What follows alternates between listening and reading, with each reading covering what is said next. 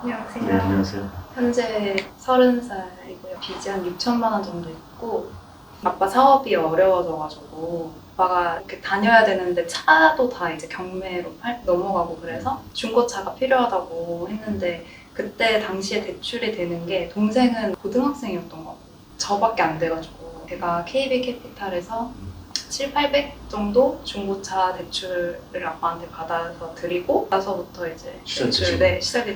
그걸 담보로 대출 받으신 거예요? 그건 아니고 대출로 중고차를 이렇게 받았던 것 같아요. 그게 이제 처음, 네. 이제 그 이후에는 어떻게 되신 거예요? 그러다가 이제 대출이라는 걸 이제 그때 처음 알게 됐고 그리고 나서 엄마랑 저랑 동생이랑 월세에 살았는데 월세를 낼 수가 없었던 것 같아요. 아빠가 이제 좀 이렇게 줬었는데 네. 돈을 그때는 아예 돈을 못 주셔가지고 근데 이제 저 월급으로는 그게 안 되고 생활비도 없고 해가지고 100만 원 맨 처음에는 그러다가 이제 저도 대출이 되게 쉽게 되니까 집이 좀만 이렇게 돼도 그럼 대출을 좀 받아가지고 일단 이거 급한 거부터 갚고 그리고 아빠가 좀 얼마 정도 빌려줄 수 있냐 그러면은 저도 돈이 없으니까 계속 대출을 받아서 아빠 빌려주고 아빠가 언제 갚을게 했는데 이제 안 갚으시고 그러면서 이제 계속 이게 반복돼요.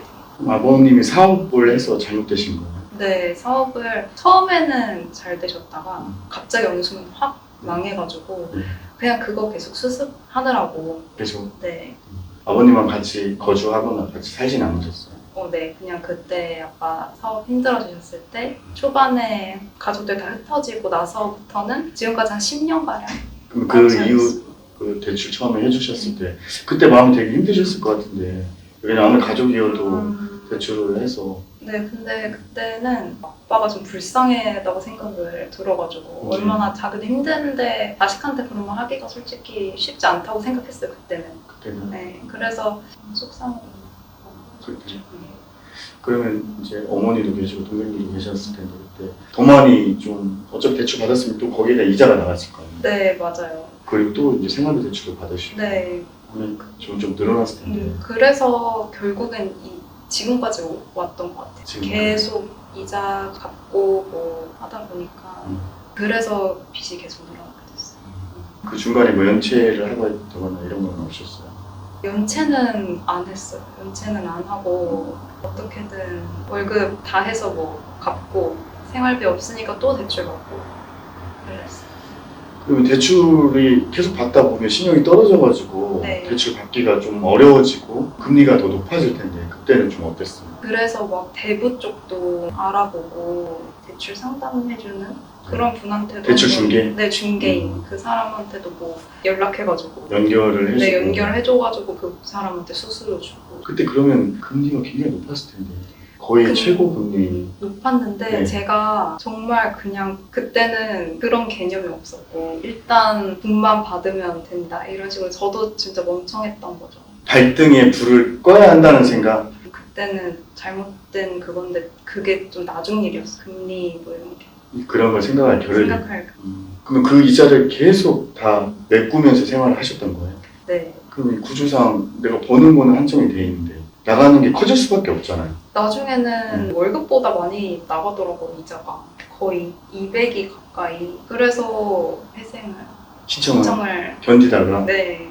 어떻게든 엄마한테도 말 얘기 안 하고 하려고 이 얘기를 엄마한테도 얘기를 안 하셨었어요? 안 했죠. 엄마는 제가 대출 있는지 몰라요. 어머니랑 같이 생활을 하셨는데도 어머니한테는 얘기를 안 하신 거예요? 네, 얘기 안 했어요. 어쨌든 생활비 때문에 빌린 거긴 해도 뭔가 엄마한테 말하면 엄마가 충격받을 것 같아가지고. 그러니까 이게 처음에 이제 아버님한테 돈을 빌려줬고 거기서 시작을 해서 이제 생활도 하셔야 하고 그 아버님 빌려주는 거에 대한 이자 부담이 분명히 됐을 거예요. 네. 그리고 맞아요. 또 대출 받으면 거기에는 항상 이자가 있으니까 그러면 그게 계속 악순환이 돼서 또 돈을 또 빌리고 내가 버는 건 한정이 돼 있으니까 그런 과정을 계속 겪으셨던 거예요. 네네네. 그래서 결국에는 이제 개인회생 제도를 그때 개인회생 제도를 어떻게 알아보고 일단 이제 저도 너무 이제 견디기가 힘드니까 찾아봤어요. 찾아보다가 개인 회생이 있는 걸 알고. 그래서 이제 개인회생 신청하셔서 이자적인 부분도 탕감을 받고 고정이나 이런 절차를 통해서 진행을 하셨던 거죠. 그랬다가 이제 아빠가 할머니 땅을 담보로 사채를 쓰신 거를 알게 돼가지고 아빠도 그거에 대한 이자를 못 내셔서 되게 높았던 것 같아요. 달달이 나가는 게. 근데 몇 번 내다가 못 내셔가지고 사채자가 그 땅을 이제 경매로 넘기겠다 해서 돈을 어떻게든 갚아야 됐었거든요. 사채업자한테. 근데 갚을 수 있는 여건이 되는 사람이 저밖에 없어가지고 담보를 대부업체가 그 땅을 또 담보로 잡고 돈을 사채업자한테 갚았던 거죠. 아버님이 할머니 명의의 땅과 주택을 담보로 대출을 받으셨고 그걸 또 연체가 되니까 이 사람들은 경매를 낸다고 얘기를 했고 그걸 다시 갈아탄 거죠. 다른 대부업체로. 근데 그 계약을 이제 본인이 직접 하신 건가요? 네. 그러면 또다시 빚을 또 본의 아니게 지게 되는 제 이름으로 또 그만큼의 빚이 있는 거죠. 쉽지만은 않은 결정이었을 거예요. 쉽지 않았는데 어쩔 수가 없었어요. 할머니가 땅이 넘어가면 가실 데가 없으니까 어떻게 할 수가 없었어요. 할머니가 거주하고 계신. 네, 거주하고 계시는 집이에요.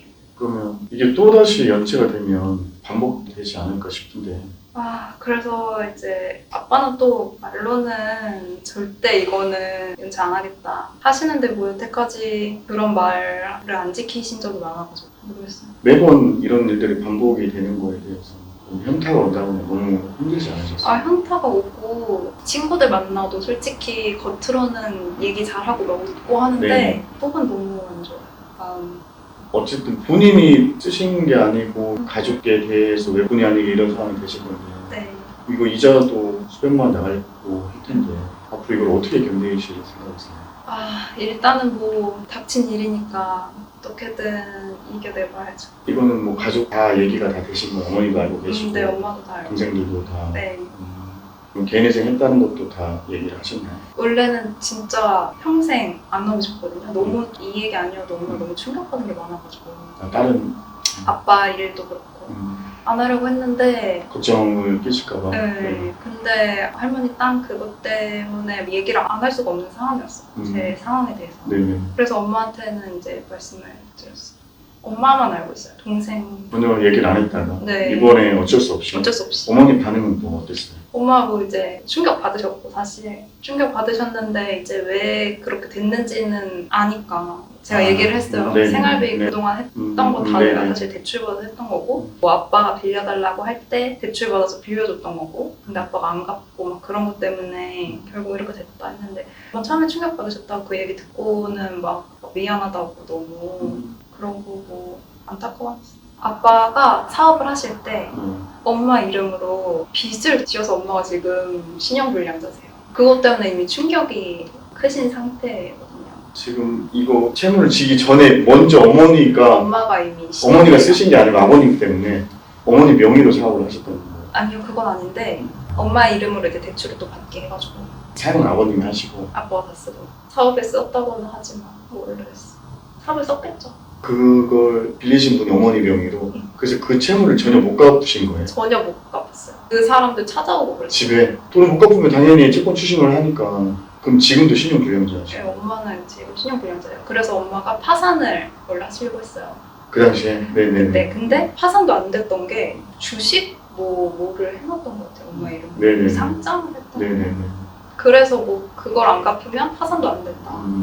근데 그 돈을 전혀 갚을 수가 없었어. 돈도 막 천 단위여가지고. 몇 천만 원.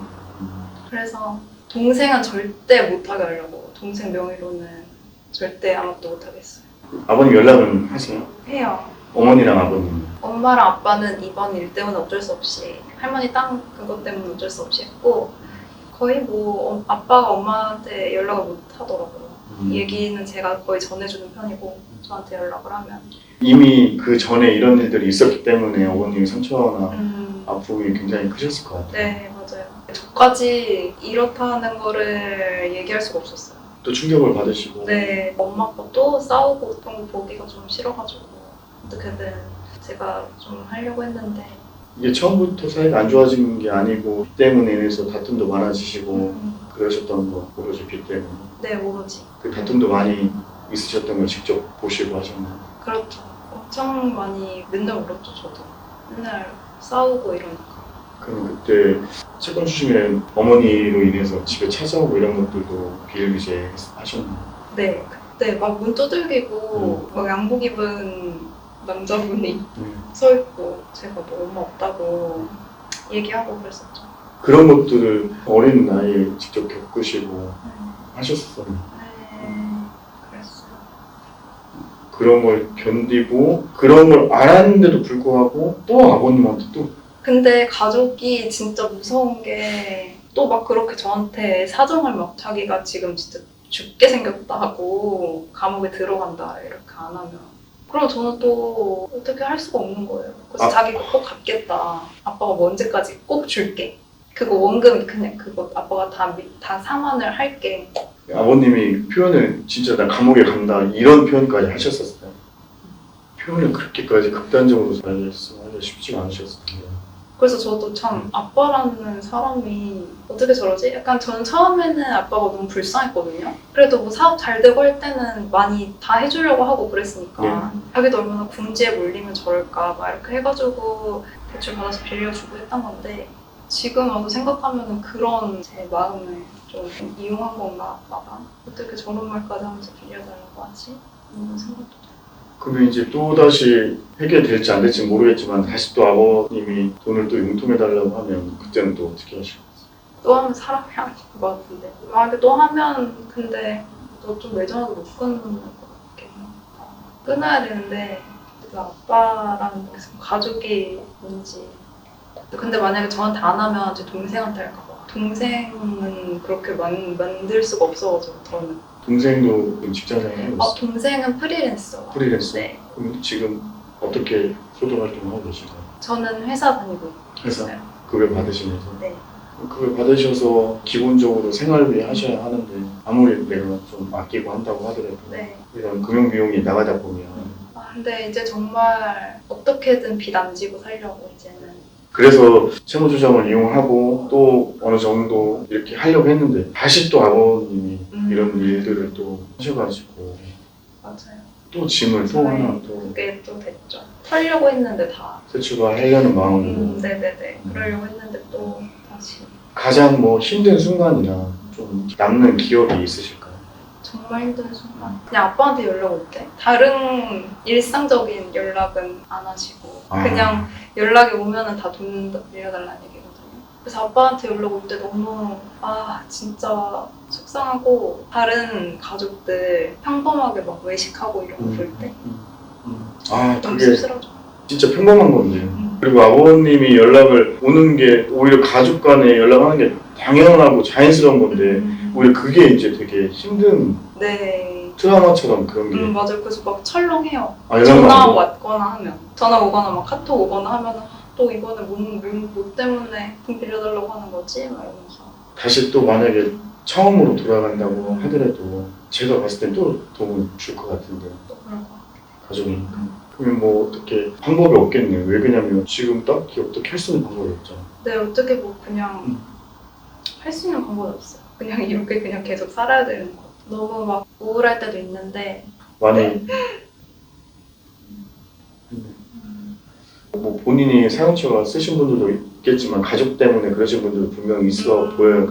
네. 그런 거에 대한 빚의 무서움이나 이런 거에 대해서 한 말씀 해주시면 어떤 게 있을까요? 근데 요즘은 너무 대출이 쉬운 것 같아요. 쉽게 되니까 쉽게 바로 이렇게 하면은 돈이 나오고 하니까 그게 이제 나중에 되게 크게 돌아오니까 그런 거를 좀 조심하셔야 되는 것 같고 그리고 그게 쌓이고 이자가 진짜 무섭더라고요. 그죠. 이자만 내고 원금은 갚지도 못하고 지금 회생 신청한 게 거의 대부분이고 그러니까 한 번 더 진짜 신중하게 생각을 하고 정말 자신이 필요할 때 받으셔야지 뭐 지금 막 당장 뭐 무슨 일이 급하다고 해서 대출을 막 받으시고 하시면 안 될 것 같아요. 지금 뭐 소비 패턴이 이런 것도 굉장히 뭐 어쩔 수 없이 많이 아끼면서 생활하고 네, 맞아요. 진짜 안 쓰고 미용실도 안 가고 혼자 머리 자르고 너무 거지 같네. 집에서 네, 집에서 머리 자르고 그 정도로 절약을 하시는 거예요. 네, 그래야지 그게 맞을 것 같아요. 그게 돈이 막 뭐 어디 나가고 어디 나가고. 채무조정을 이용하면서 그래도 이제 21번 쉬려고 했는데 거기에 또 다시 네. 이게 제가 봤을 때는 엄청 크게 타격이 왔을 것 같은데 아, 이번에는 타격도 크게 안 오고 그냥 나는 이렇게 평생 살아야 되는구나. 그 정도. 네, 그냥 어떻게 나는 뭐 벗어날 수가 없구나. 그냥 잘못 태어났구나. 암울해요 요즘. 그래서 저는 이렇게 막 진짜 속은 썩어서 문드러지는데 회사에서는 괜찮은 척 해야 되잖아요. 밝아 보이세요. 아 정말요? 네. 이런 소가리를 하고 있다는 거는 그건 진짜 막 모르니까 좀 남들은 뭐 내가 이런 거 모르겠지? 막 이러면서 막 좀 아무렇지도 않게. 아무렇지도 않게 하는 제 자신이 좀 싫을 때가 있어요. 어쩔 수 없는 거지. 그리고 급여라는 게 거의 맞아요. 일정하게 나오실 텐데. 맞아요. 그래서 막 돈이 안 되니까 포토샵 알바 같은 것도 들어오면 하고. 직장 다니시면서 네, 다니면서. 고정적인 수입이 그렇게 크지 못하시니까. 지금 몇 년 정도 직장 생활 하신 거죠? 총 7년? 7년? 급여가 실례지만 어느 정도? 급여가 너무 부끄러운데 230. 새해 후 세죠. 새해 후. 새해 후 서울에서 생활하기가 뭐 쉽지가 않으실 텐데. 네, 쉽지 않죠. 그러니까요. 지금 거주하는 주택은 또 월세인가? 월세. 월세면 또 월세 비용도. 네, 월세비. 어머니는 따로 경제활동을 안 하고 계세요? 엄마 안 하고 계세요. 그러면 지금 동생 한 명, 네. 두 분이서 경제활동을 하고 계시고. 네네네. 그래도 동생도 돈을 버니까 조금 나아졌어요. 동생도 보태주고 하니까 빚만 없으면은 정말 마음 편하게 살 수 있었을 것 같아요. 당연히 내가 벌어서 쓸 수 있는 것들이 빚 때문에 제약이 너무나 큰 거 같은 경우인 것 같아요. 네, 그래서 그냥 많이 포기하고 살게 됐어요. 그냥 어느 순간 그냥 포기하는 게 당연했어요.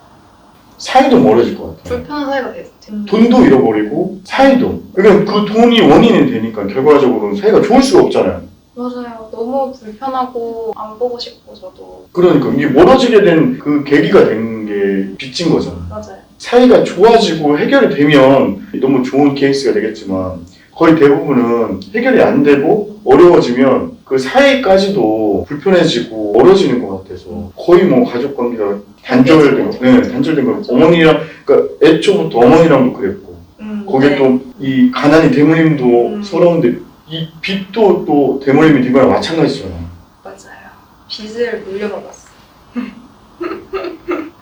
아빠도 죄책감이 들겠죠. 그러니까 또 거기에 이번에 할머니 거까지 이번 게 진짜 좀 진짜 큰일이었었어요. 그래도 이렇게 견디시는 거 보면 대단하신 것 같고.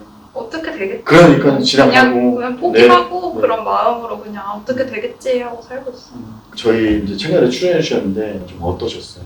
처음에 좀 와서 이제 촬영을 이런 얘기를 한다는 게 좀 낯설었는데 이런 얘기를 제 주변에 아무도 모르거든요. 네. 근데 저만 안고 살고 있었는데 사실 조금 후련한 감이 있어요. 살짝 누군가한테 이렇게 털어놓는다는 게 그쵸, 마음이 조금 가벼워지는 것 같긴 하네요. 이걸 가장 가까운 엄마한테도 얘기를 어쩔 수 없이 하게 됐는데 그동안에 계속 숨기고 있으셨다가 너무 창피해요 사실. 빚쟁이다 이런 진짜 친한 친구도 못하겠더라고요. 그걸 얘기해서 뭔가 해결해 줄 수, 그럼 뭐 돈을 뭐 빌려달라는 얘기 그렇게도 할 수가 없었잖아요. 맞아요. 그러니까 이게 얘기가 안 나오는 거예요. 저도 되게 공감하거든요. 뭐 그랬었는데 그래도 나와서 좀 이런 얘기들을 하니까 저 자신도 감정이 좀 정리가 되고 좋았습니다. 이 영상을 보시는 분들이 계실 텐데 이 빚이 있으신 분들도 계시고 없으신 분들도 계실 텐데 이 빚의 무서움에 대해서 혼자 해결하는 건 한계가 있는 것 같더라고요. 혼자서 해결하려고 투잡, 쓰리잡을 뛰지 않는 이상은 소득을 어떻게 올리지 않는 이상은 어쨌든 간에 그걸 돌려막기가 가장 보통 많이 한다고 저는 생각을 하거든요. 그러니까 그렇게 눈덩이처럼 불어나기 전에 이렇게 조정하는 채무 조정하는 곳에 가서 이렇게 도움을 받으시던지 하셨으면 좋겠어요. 긴 시간 얘기해 주셔서 너무 감사드리고 네. 너무 고생하셨습니다. 네, 감사합니다.